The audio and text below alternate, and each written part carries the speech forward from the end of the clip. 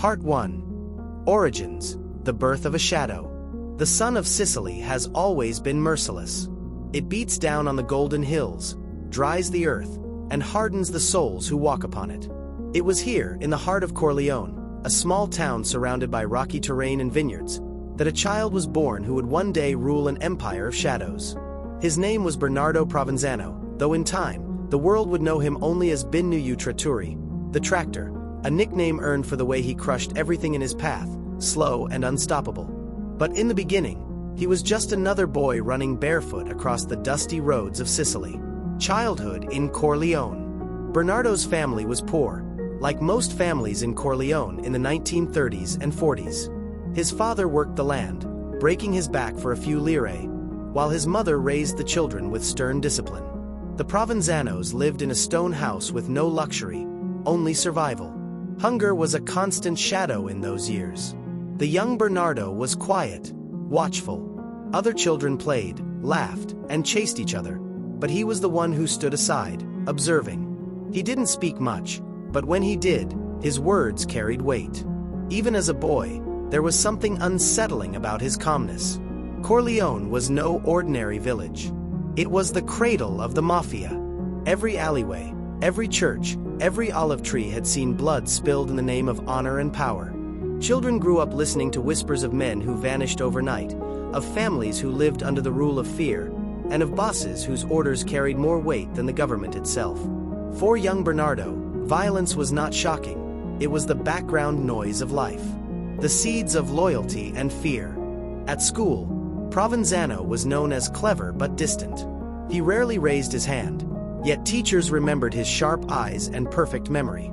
Still, he didn't finish much schooling. Poverty forced him into the fields early, where he worked with his father, plowing the hard soil. But what shaped him more than the land was the company he kept. Among his childhood friends was another boy who would change the history of the Mafia. Salvatore Riina, later known as Toto Riina, the Beast. The two were inseparable in their youth, bonded by poverty, ambition, and the silent codes of the streets. Together, they learned the language of fear. They watched the local men of respect collect money, issue threats, and disappear rivals. For many children, the Mafia was a distant, frightening tale whispered at the dinner table. For Bernardo and Salvatore, it was destiny. First blood. By his teenage years, Provenzano had already begun to show his reputation for cold efficiency. Unlike Riina, who was impulsive and violent, Provenzano was calculated, patient. He did not shout, did not rush. When trouble came, he acted with precision. The streets whispered his first nickname, Trattori, not because he was loud, but because once he started moving, nothing could stop him. He didn't waste words, he didn't show mercy. His first missions for the Mafia were small, carrying messages, delivering packages, standing watch. But in Sicily, small tasks are tests, and tests are never harmless. Failure meant death. Bernardo never failed. Soon, his hands were stained with blood. He participated in the first killings under the orders of Luciano Leggio, a rising boss in Corleone who would later become the head of the clan. Leggio saw something unique in Provenzano, a young man who did not hesitate, who killed with the cold silence of a machine. Riina was the fire, Provenzano the ice. Together, they were unstoppable, baptized in violence. The year was 1958 when Provenzano and Riina made their mark.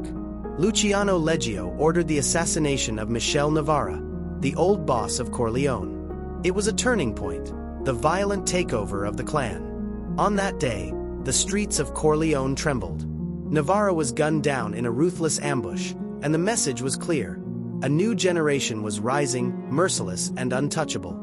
Provenzano was there, his role precise, his movements exact. He didn't boast afterward. He never boasted. But those who saw him knew he had crossed the line from boy to killer. The Mafia had baptized him in blood, the making of a strategist. While Riina preferred direct violence, Provenzano showed another side. He was not only a killer, he was a thinker. He believed in silence, in invisibility. You win not by showing your power, he once told an associate, but by hiding it so well that nobody knows where to strike. He began managing money, arranging contacts, and smoothing conflicts. When others screamed and fired bullets, Provenzano sat in silence, calculating. He understood that brute force could conquer, but only strategy could rule. Shadows of the future. By the early 1960s, Bernardo Provenzano was no longer just a soldier. He was a man to be feared, a name whispered in the streets of Palermo and Corleone. Together with Rina, he helped Leggio seize control of the Mafia, starting what would later become the bloody Second Mafia War. But beyond the violence, there was a vision in Provenzano's eyes. He saw the Mafia not just as a gang, but as a shadow government, a system that could rival the state itself. And unlike Rina, he dreamed of ruling not through terror alone, but through a mixture of fear, loyalty, and invisible control. The boy from the dusty hills of Corleone had become something else, a shadow that moved in silence, a strategist hidden behind cold eyes. Closing of Part 1. As the Sicilian sun set behind the hills, Provenzano walked the streets of Corleone with calm certainty. He was still young, but his path was already carved in blood. The world would come to know him as one of the most elusive, most feared bosses in the history of organized crime. But in that moment, he was just a man of few words, a ghost in the making. And like the land that raised him, harsh, silent, eternal, Bernardo Provenzano was destined to endure. Part 2. The Strategist, Blood and Brotherhood. A new era of violence. The streets of Sicily had always known blood. But by the 1960s, under the shadow of men like Luciano Leggio, Salvatore Rina, and Bernardo Provenzano, the blood ran thicker than ever. The assassination of Michele Navarra had been the thunderclap that announced a storm, and now the rain fell ceaselessly. Gunshots echoing through alleyways, bodies left as warnings, families torn apart by the ruthless ambitions of men who wanted more than survival. They wanted power. Provenzano, no longer a boy, had become one of Leggio's most trusted lieutenants. Yet, even in the midst of chaos, he remained different from the others. Rina's rage was legendary. Violent outbursts, merciless killings, a need to dominate by sheer terror. Provenzano, on the other hand, was quiet, precise, calculated. He believed fear should be like a knife slipped under the skin, invisible, yet unbearable. Together, they were the perfect weapon, the fire and the ice, the beast and the ghost. Brotherhood bound in blood. Corleone was no longer a backwater town. It was becoming the very heart of Cosa Nostra. Leggio's men spread outward, extending their influence into Palermo, Messina, and beyond. With each step forward, the body count grew. Rival bosses, suspected traitors, anyone who stood in their way was eliminated. Bernardo and Salvatore sat together many nights, planning moves like chess masters.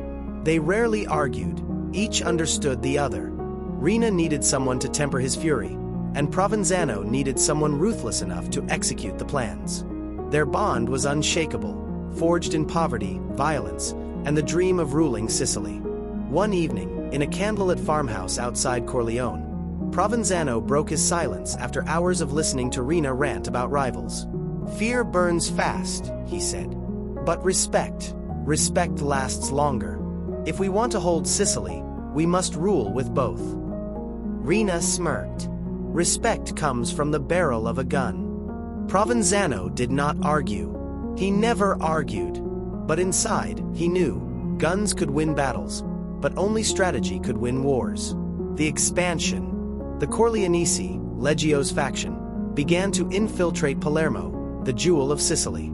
Palermo was where money flowed: construction, shipping, politics, and heroin. The global heroin trade was exploding, and Sicily was the perfect crossroads. American crime families, especially in New York, depended on Sicilian supply lines.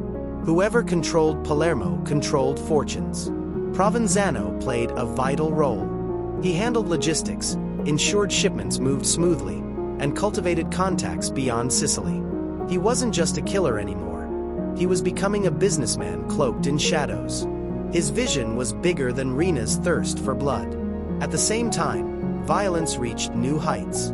The streets of Palermo became graveyards for rival bosses. Car bombs, ambushes, and executions became daily news. Ordinary Sicilians lived in terror, never knowing when the silence of the night would be broken by gunfire. The cold machine. What terrified even Provenzano's allies was not just his efficiency, it was his silence. Associates claimed that he killed without hesitation, without expression. One story, whispered among mafiosi, told of how a man begged Provenzano for his life, swearing loyalty. Provenzano looked at him calmly, said nothing, and pulled the trigger. It was this quiet ruthlessness that gave him his enduring reputation. Where Rina screamed, Provenzano whispered. Where others threatened, he stared. His silence was a weapon sharper than knives. And yet, beneath the ice, there was calculation. Provenzano was not violent for pleasure. Every act had a purpose. Every bullet carried meaning. The Second Mafia War. By the late 1970s and early 1980s, the Corleonesi had risen to dominate Cosa Nostra. This rise came at a terrible cost, the infamous Second Mafia War. The war was unlike anything Sicily had ever seen. Hundreds were murdered, including bosses, soldiers, family members, even children. The Corleonesi, led by Rina and guided in part by Provenzano's cold strategy, unleashed a campaign of extermination. Entire rival clans were wiped out. Bodies filled the morgues of Palermo. The streets ran with blood. It was no longer just about money or territory. It was about absolute power. The Corleonesi wanted to rule Cosa Nostra with an iron grip, and nothing, not tradition, not honor, not humanity, would stop them. Provenzano orchestrated much of the strategy. He identified targets, planned eliminations, and ensured the clan struck with terrifying precision. His genius was not only in killing but in ensuring that the right people lived. The ones who could be useful, the ones who could be bent to the will of the Corleonesi. Between the lines of politics. But the Mafia was never only about violence. It was about power, and power meant politics. Through bribes, threats, and secret deals, the Corleonesi reached deep into the political system. Corrupt officials, businessmen, and even members of parliament turned a blind eye or actively collaborated. Provenzano was the bridge. Unlike Rina, who terrified politicians, Provenzano charmed them, or at least made them feel safe. He cultivated the image of a reasonable man, someone who preferred negotiation over bloodshed. It was a mask, of course, but an effective one. Behind the calm face was the same machine that had gunned down rivals without hesitation. Shadows of doubt. Yet power breeds enemies, and enemies breed paranoia. Even within the Corleonesi, distrust began to grow. Men whispered that Rina's violence would bring too much heat, that the government would eventually strike back. Provenzano himself began to see it. The beast's hunger for blood was unsustainable. One night, after another round of executions had been ordered, Provenzano stayed behind while Rina stormed out, satisfied with his plans of slaughter. Alone, Bernardo whispered to himself, "Violence feeds on itself. If we are not careful, it will consume us all." For the first time, perhaps, the strategist wondered if their empire was built on sand. Closing of Part 2. By the early 1980s, Provenzano had become more than just a lieutenant. He was the mind of the Mafia, the strategist behind the bloodshed, the quiet force that kept the Corleonesi machine running. While Rina's rage scorched Sicily, Provenzano's silence built the scaffolding of power. But storms were coming. The bloodshed was drawing the attention of the Italian state like never before. Judges, prosecutors, and brave men of law were preparing to strike back. And within Cosa Nostra itself, cracks were beginning to form. The ghost from Corleone had risen high, but every empire built on blood carries the seeds of its own destruction. Part 3. The Shadow Years, a Ghost Among Men. A Silent Coronation. January 1993.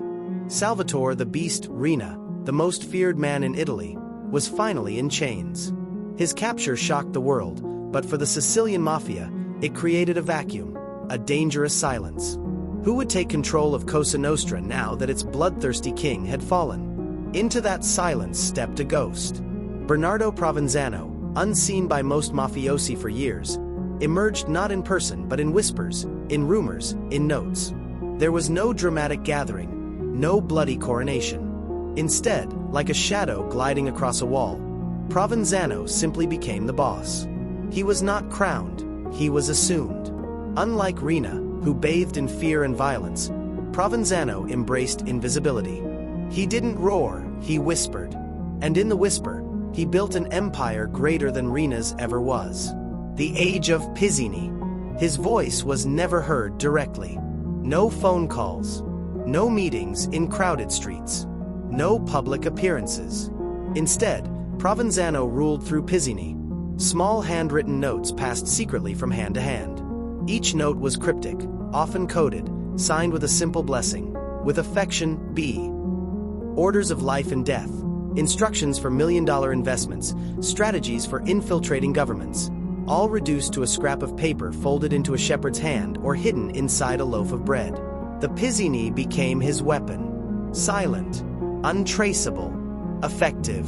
Provenzano didn't need to be seen. His absence made him stronger. He was everywhere and nowhere, a phantom directing the flow of billions. The business of invisibility. The violence of the Rina years had brought the state crashing down upon Cosa Nostra. Car bombs, massacres, assassinations. Too loud, too bloody. Italy had had enough. The public rose in fury after the murders of judges Giovanni Falcone and Paolo Borsellino. International pressure mounted. The Mafia, once tolerated in silence, was now hunted like never before. Provenzano understood what Rina never could. Survival required transformation. Drug money, extortion, protection rackets, all still flowed. But instead of wasting fortunes on flashy cars, silk suits, and gaudy mansions, Provenzano reinvested. He funneled billions into supermarkets, construction companies, waste management firms, gas stations, and farms. Cosa Nostra became less of a gang and more of a corporation. A corporation with invisible shareholders, faceless board members, and one ghostly CEO. And while profits grew, the blood dried up. Shootouts disappeared from the streets. Car bombs fell silent. The Mafia became invisible to the public eye. For the first time in decades, ordinary Sicilians began to believe the nightmare was ending. But it hadn't ended. It had simply gone underground. The master of silence.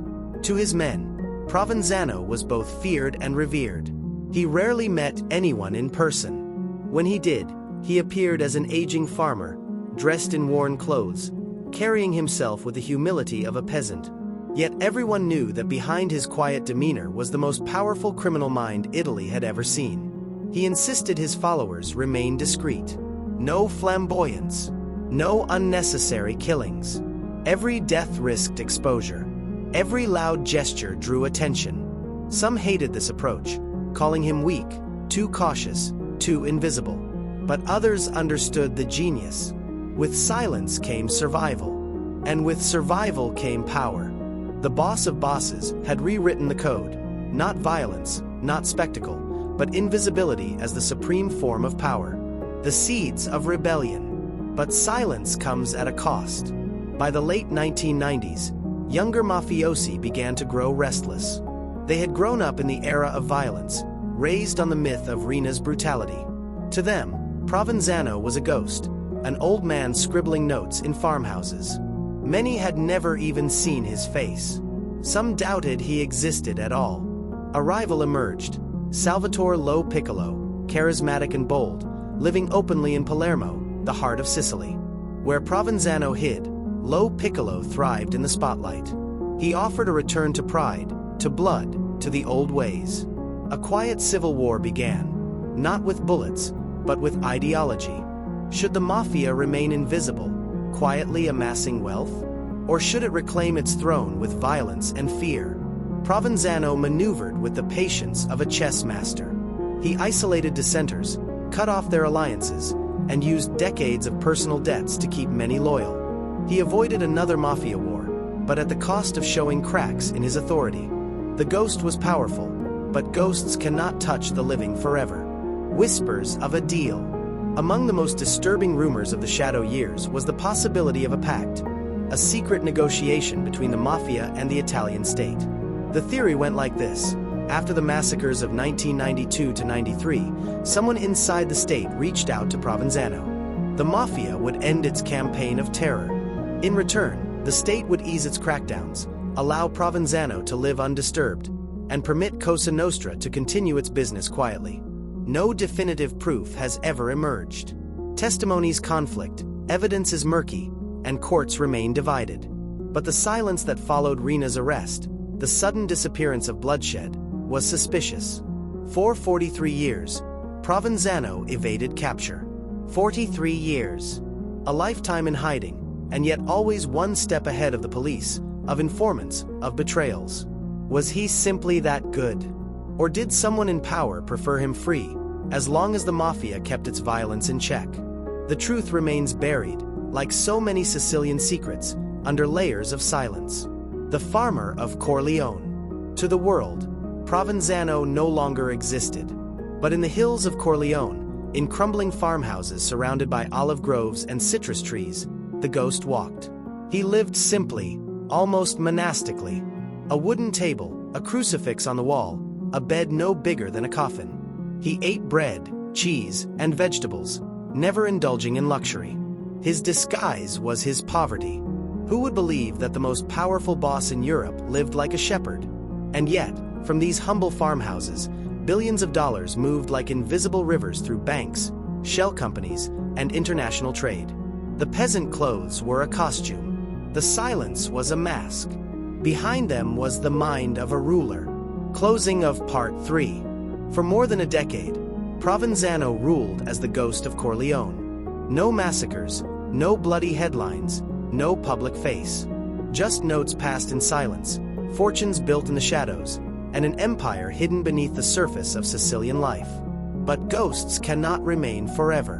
By the early 2000s, police were tightening the net. Technology was advancing, surveillance improving, and whispers of betrayal began to surface. The shadow years were ending, and with them, the reign of the invisible boss. The ghost was about to be dragged into the light. Part 4. The Fall of the Ghost. The Last Fugitive.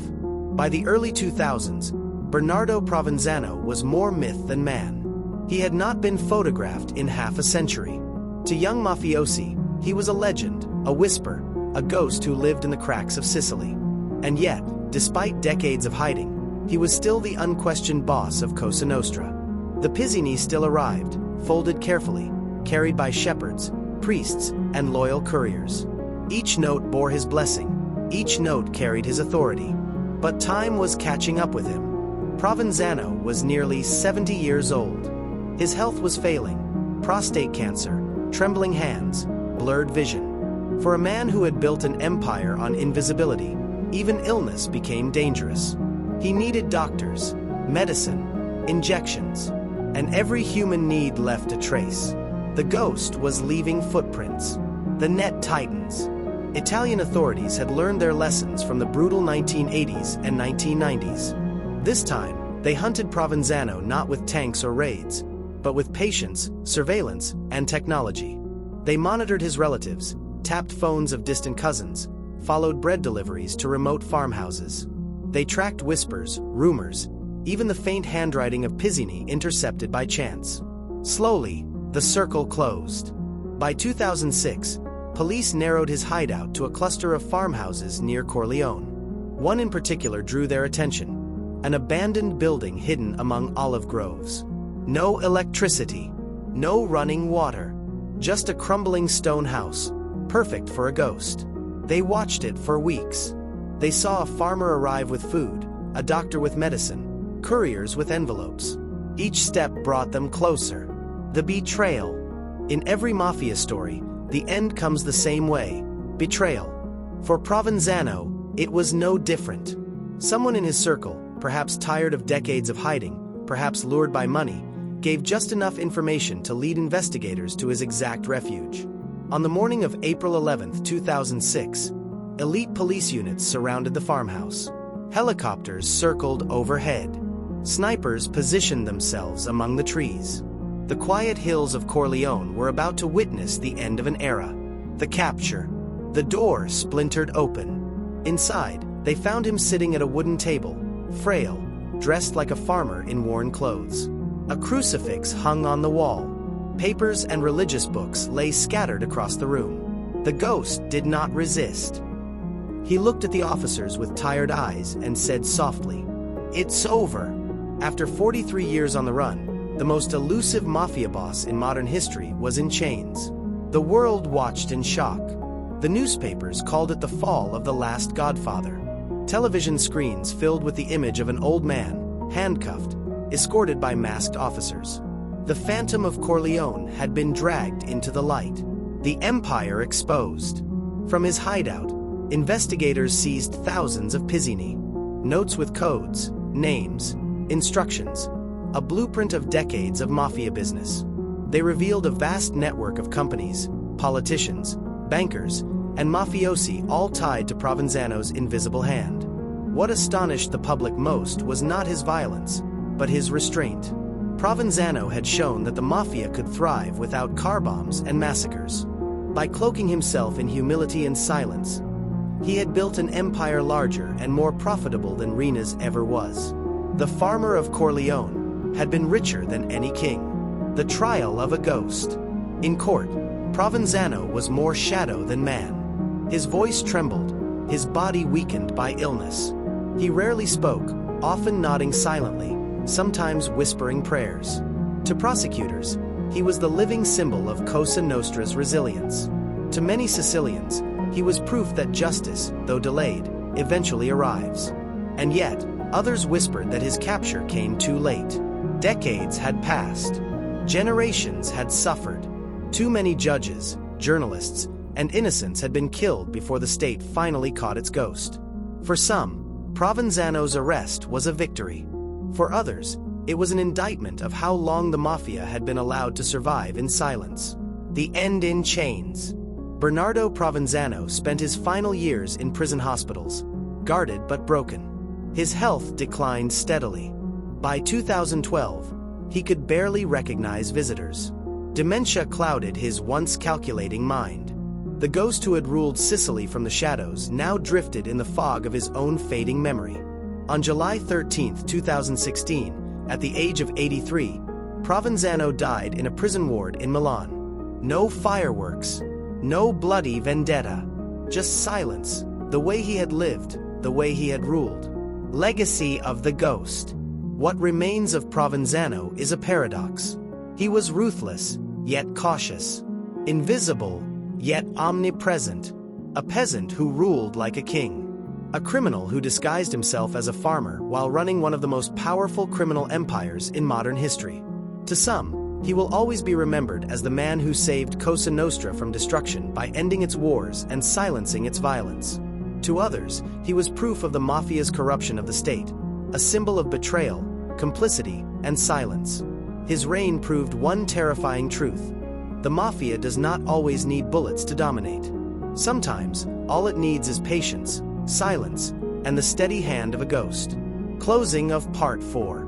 The capture of Bernardo Provenzano marked the end of the Corleonese era. The last godfather had fallen, and with him, a chapter of Italian history closed. But even in his death, the mafia did not vanish. Like a hydra, cut off one head and another emerges. The ghost was gone, but the shadow he cast still lingers over Sicily. The question remains, does the mafia ever truly die? Or does it simply change faces, waiting for the next ghost to rise? Part 5. The Legacy of Silence. The ghost lives on. Even after his death in 2016, Bernardo Provenzano's shadow refused to vanish. He was gone, yes, but the principles he had codified, the methods of silence, patience, and invisibility, remained deeply etched into Cosa Nostra. Young bosses no longer needed to prove their power through car bombs or public executions. They learned the ghostly lesson. Influence could be wielded quietly, invisibly, through businesses, contracts, and networks of corruption. In the cities of Sicily and across Europe, luxury villas replaced remote farmhouses. Encrypted phones replaced handwritten notes. Boardrooms replaced street corners. And the mafia, though quieter, was no less dangerous. The modern mafia. The new generation of criminals studied Provenzano as one might study Sun Tzu. They dissected his mistakes and victories. They learned that patience can be as lethal as violence, that infiltration of legal businesses secures power for decades, and that public invisibility shields the empire from law enforcement and media scrutiny alike. Italian investigators confirm this evolution. Wiretaps in recent years reveal bosses plotting mergers, tax optimizations, and silent takeovers of legitimate companies. The language has changed, but the strategy is the same. Control the economy, dominate territories, and remain unseen. The ghost had taught them well. The loudest bullets are not always the most effective. Lessons for society. Provenzano's legacy is not just for criminals. It is a lesson for society itself. For decades, Italy coexisted with its most dangerous enemy without fully understanding it. A mafia that hides in plain sight can infiltrate hospitals, schools, construction sites, and public offices without triggering alarms. The true danger lies not in spectacular violence but in systemic corruption, in the blending of legal and illegal economies, in the quiet erosion of trust in institutions. His story forces reflection. What allows a society to harbor ghosts? What gaps in governance, justice, and social welfare let the invisible mafia thrive for decades? Silence as power. Even in prison, Provenzano's silence was a weapon. He revealed nothing. He betrayed no one. He took decades of secrets to the grave. His notes, meticulously folded and catalogued, became treasure troves for investigators. But they also revealed the depth of his genius. He had understood that the greatest form of power is control without exposure, influence without recognition, victory without spectacle. Silence, he proved, can rule empires. Shadows over Italy. Today, in 2025, Sicily is different yet eerily familiar. Tourists photograph murals of Falcone and Borsellino. Journalists celebrate arrests of younger mafiosi. Politicians condemn corruption. And yet, somewhere in Palermo's boardrooms, in Naples' real estate ventures, and in Milan's corporate offices, the principles of the ghost endure. The Mafia 2.0 moves quietly, efficiently, invisibly. The empire Provenzano built is alive, not with bombs, but with business, not with fear, but with subtle domination. His death closed a chapter, but his method wrote the next one. Reflection. The story of Bernardo Provenzano is not merely about crime. It is a mirror to society. A man born in poverty, abandoned by the state, became a ruler of men and economies alike. He transformed marginalization into mastery. His life forces us to ask, what conditions breed monsters? What gaps in law, education, and society allow them to flourish? The ghost of Corleone is gone, but his lessons remain. Invisible, silent, and haunting. A reminder that the most dangerous force is often the one that whispers, not shouts. The end. Bernardo Provenzano's era has ended. His body lies in a Milan hospital, then a modest grave. Yet his legacy, strategic, silent, and invisible, continues to shape organized crime in Italy and beyond. The fight against the mafia is far from over. It is no longer only about catching fugitives or seizing guns. It is about vigilance, transparency, and confronting the silent systems of corruption that allow a ghost to rule for decades. The ghost of Corleone may have left this world, but his shadow will walk the streets of Sicily forever, reminding us that the most dangerous crime is not seen. It is felt, slowly, in silence, in the spaces between law and society.